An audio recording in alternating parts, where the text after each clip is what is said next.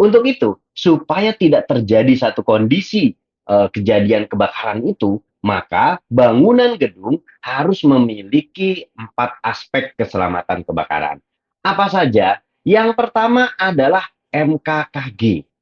MKKG itu apa? Adalah bagian daripada manajemen gedung untuk mewujudkan keselamatan penghuni bangunan gedung dari kebakaran dan mengupayakan kesiapan instalasi proteksi kebakaran agar kinerjanya selalu baik dan siap pakai. Jadi, utamanya dari MKKG itu adalah bukan tanggap darurat kebakaran, tapi bagaimana sebuah bangunan gedung tersebut, sistem proteksi kebakarannya itu senantiasa siap pakai, kemudian bagaimana melakukan upaya pencegahan kebakaran. Maka dalam MKKG ini apa saja yang harus dilakukan? Yang pertama adalah bagaimana kita melakukan penilaian resiko kebakaran. Nah, penilaian risiko kebakaran ini berawal dari bagaimana kita tahu potensi-potensi atau bahaya-bahaya yang ada di bangunan gedung tersebut. Ketika kita sudah tahu potensi bahaya kebakaran di bangunan gedung tersebut, maka kita sudah bisa menilai resiko kejadian kebakaran tersebut. Contoh, sebuah bahan atau sebuah bangunan gedung ada bahan berbahayanya. Jenisnya adalah misalkan bahan yang mudah terbakar, baik itu bentuknya cair ataupun bentuknya gas ataupun bentuknya padatan. Maka kita sudah tahu di situ bahan-bahan apa saja yang ada di area tersebut yang bisa menimbulkan bahaya kebakaran. Kita sudah tahu. Maka kita sudah menilai itu resikonya. Ketika kita sudah tahu resikonya, resiko kebakarannya itu bisa terjadi, kemudian kita mesti melakukan upaya pencegahan kebakaran. Nah, upaya pencegahan kebakaran itu bagaimana caranya? Nah, salah satunya kalau di pabrik misalkan tidak boleh bercampur antara bahan yang mudah terbakar dengan bahan yang lainnya, sehingga ketika dia tercampur akan menimbulkan sebuah reaksi, sederhananya begitu. Atau kita juga harus tahu bagaimana titik nyala sebuah bahan, sehingga suasana atau area lingkungannya, suhunya juga harus diatur supaya berada di bawah titik nyala tersebut, misalkan seperti itu. Nah, itu adalah bagian daripada upaya pencegahan kebakaran. Kemudian apa lagi? Misalkan untuk bangunan perkantoran, upaya pencegahannya bagaimana? Bangunan perkantoran itu banyak sekali karakternya. Ada yang sifatnya tenan atau dia menyewa atau dia kepemilikan, itu berbeda-beda karakternya. Ketika bangunan-bangunan tipe untuk hunian itu juga berbeda.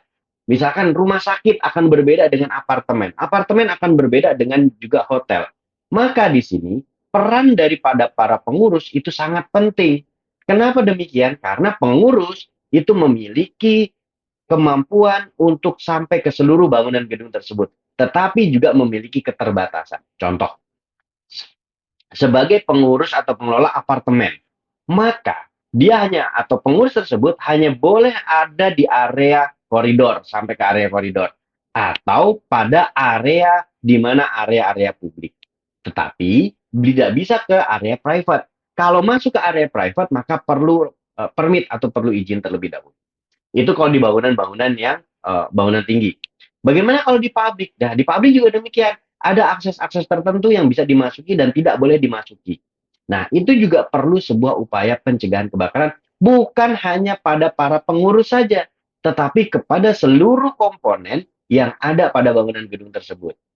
Nah, sebagai contoh, kalau kita tinggal di apartemen atau di perkantoran, maka setiap orang yang ada di lantai tersebut memiliki peran dan tanggung jawab yang sama dalam upaya pencegahan kebakaran. Maka, manajemen keselamatan kebakaran gedung itu bukan bagaimana melakukan sebuah tanggap darurat kebakaran, tapi bagaimana melakukan upaya pencegahan kebakaran. Di rumah sakit juga demikian. Di rumah sakit kita tahu kemarin ada kejadian kebakaran di rumah sakit di Bekasi. Kita bisa lihat bagaimana crowd-nya, bagaimana sibuknya, bagaimana uh, paniknya, kondisi-kondisi yang ada di situ. Kenapa? Karena memang kejadian kebakaran di tempat Bapak Ibu bekerja itu cenderung jarang terjadi. Sekalinya terjadi bisa jadi udah beberapa tahun bekerja di sana, baru sekali mengalami kejadian kebakaran. Nggak ada yang pengen setiap bulan sekali ada kejadian kebakaran. Nggak ada. Nggak ada yang pengen. Bahkan pemadam kebakaran pun juga sebenarnya nggak pengen adanya kejadian kebakaran gitu ya. Tetapi kalau ketika sudah terjadi kejadian kebakaran, maka ini luar biasa kepanikannya. Pasiennya dibawa keluar, kemudian kita juga bingung harus berbuat apa, para petugasnya, stafnya bisa jadi seperti itu. Maka upaya yang dilakukan adalah upaya pencegahan kebakaran itu lebih penting. Bagaimana melihat colokan-colokan di dalam area tersebut itu baik kondisinya, kemudian sesuai standar, penggunaan kabel, peralatan, dan sebagainya, itu juga menjadi hal yang sangat penting.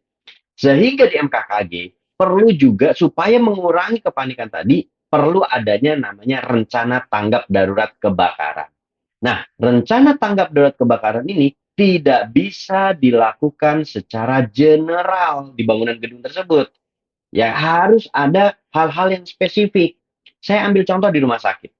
Bagaimana ketika terjadi kejadian kebakaran di sebuah, contoh kemarin ya, di sebuah apa namanya status pasien atau di ruang berkas, ya di ruang berkas. Akan berbeda ketika terjadi satu kejadian kebakaran di ruang rawat, di rumah sakit, di ruang perawatan. Akan lagi juga berbeda ketika suatu kejadian kebakaran di ruang operasi. Akan juga berbeda ketika ada kejadian kebakaran di ruang ICU. Ini sangat-sangat individual. Sehingga rencana tanggap darurat kebakaran itu perlu dilakukan secara spesifik perencanaannya. Mulai dari awal kejadian kebakaran, tindakan apa yang harus dilakukan, kemudian bagaimana melakukan proses evakuasi, dan lain sebagainya. Ini juga sangat penting. Nah, sehingga rencana tanggap darurat itu perlu dibuat sebaik-baiknya dan disosialisasikan.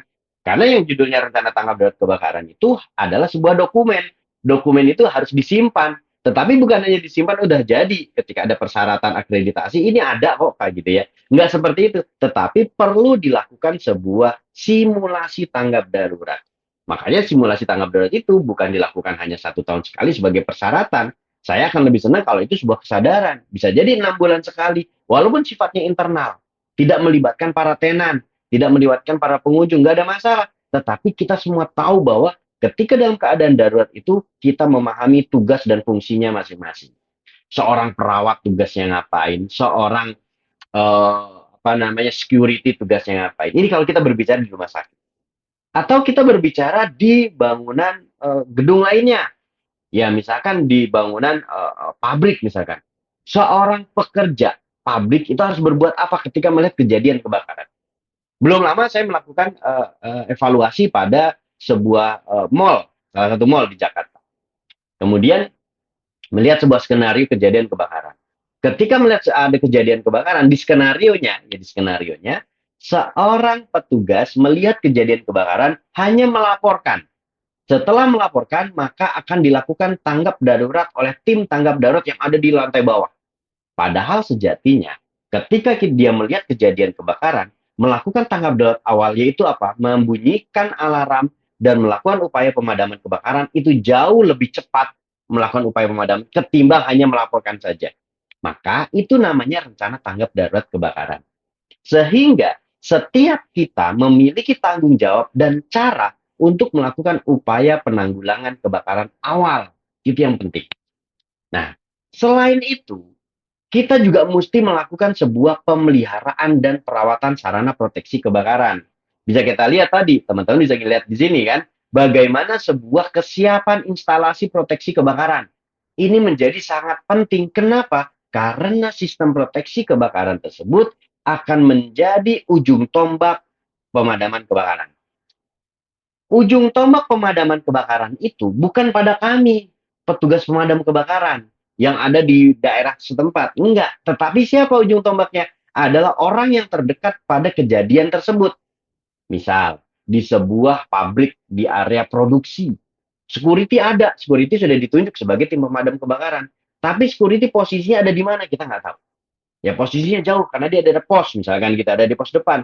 Ada kejadian kebakaran jaraknya misalkan 200 atau 300 meter. Ketika dia harus menempuh jarak 200 sampai 300 meter, itu membutuhkan waktu. Tetapi orang yang ada di lokasi tersebut, ketika dia mampu melakukan upaya pemadaman, mampu menggunakan alat pemadam kebakaran yang tersedia di area tersebut, itu akan jauh lebih baik untuk melakukan upaya pemadaman awal ketimbang menunggu bantuan datang.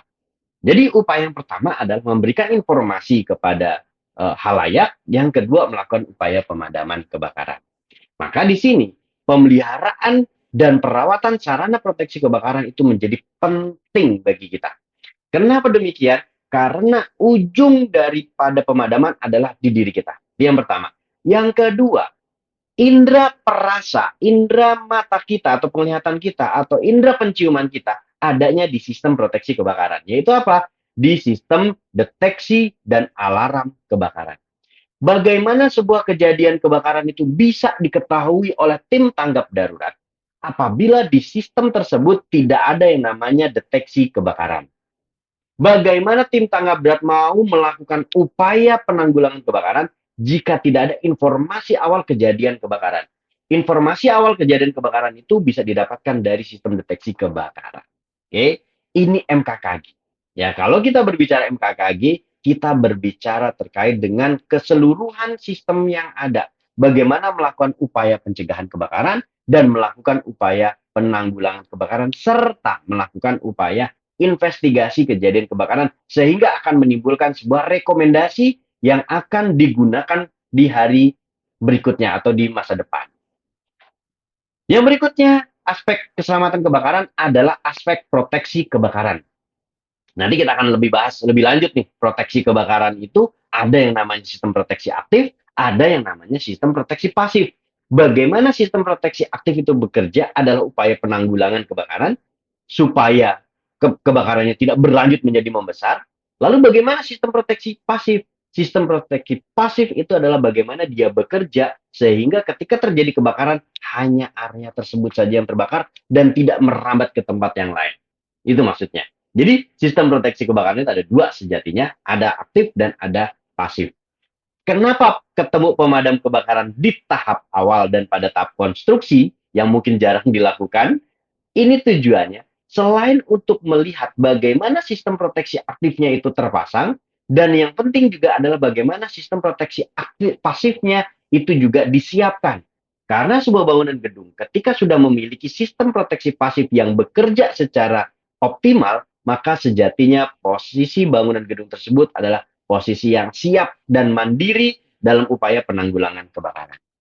Yang ketiga, ini bagian daripada manajemen keselamatan kebakaran bangunan gedung, yaitu bagaimana merencanakan akses pemadam kebakaran. Jalur atau jalan masuk yang dirancang khusus untuk memudahkan mobil pemadam kebakaran itu mencapai lokasi kebakaran dengan cepat dan aman. Kenapa demikian? Karena semakin cepat melakukan respon, maka itu akan semakin baik. Bicara kebakaran, kita berbicara waktu. Artinya apa? Semakin cepat kita melakukan upaya penanggulangan kebakaran, maka semakin kecil resiko kerugian itu meningkat. Ya, artinya kita bisa memperkecil atau bisa melakukan upaya pemadaman ketika terjadi kejadian kebakaran. Maka boleh kita lihat bagaimana mobil pemadam kebakaran itu harus mudah masuk ke area halaman bangunan gedung. Itu terlebih dahulu. Maka tidak boleh yang namanya portal dipasangnya terlalu pendek. Harus melihat bagaimana pemadam kebakaran mobil-mobilnya tingginya seberapa. Minimal itu 4,5 meter sampai dengan 5 meter. Kenapa demikian? Karena mobil pemadam kebakaran, khususnya mobil Bronto, ya Bronto Skylift, atau mobil snorkel, atau mobil tangga itu tinggi-tinggi, sehingga memerlukan ketinggian yang cukup besar atau cukup tinggi, yaitu 4,5 sampai 5 meter. Kenapa kok antara segitu? Karena di situ nanti pada saat berhenti itu ada proses ayunan. Ketika ngerem itu mobil pemadam itu akan ngayun. Maka ada jarak rentang untuk pergerakan mobil pemadam kebakaran. Selain mobil pemadam kebakaran bisa masuk ke area tersebut, juga ada yang namanya hard standing, area perkerasan yang tidak boleh jauh-jauh dari gedung tersebut, jaraknya gitu ya. Itu ada di aturan tuh, ada di peraturan tertulis di kalau di Jakarta ada pergub-pergubnya gitu ya. Jaraknya maksimal 20 meter misalkan seperti itu. Kenapa? Karena mobil snorkel itu bermanuver ya jaraknya tidak bisa jauh-jauh. Nah, kemudian berapa area perkerasan yang disediakan? Yaitu minimal 10 kali 18 meter. Kenapa demikian? Karena mobil pemadam kebakaran ketika beroperasi mobil yang paling besar itu bisa mencapai 10 meter lebarnya, panjangnya mencapai 18 meter. Bahkan harus lebih. Kenapa? Karena ayunan lengannya itu juga memerlukan area yang cukup lebar seperti itu. Dan perkerasannya itu minimal 45 ton gitu ya, 45 ton bisa sampai dengan 50 ton. Nah, itu menjadi standar.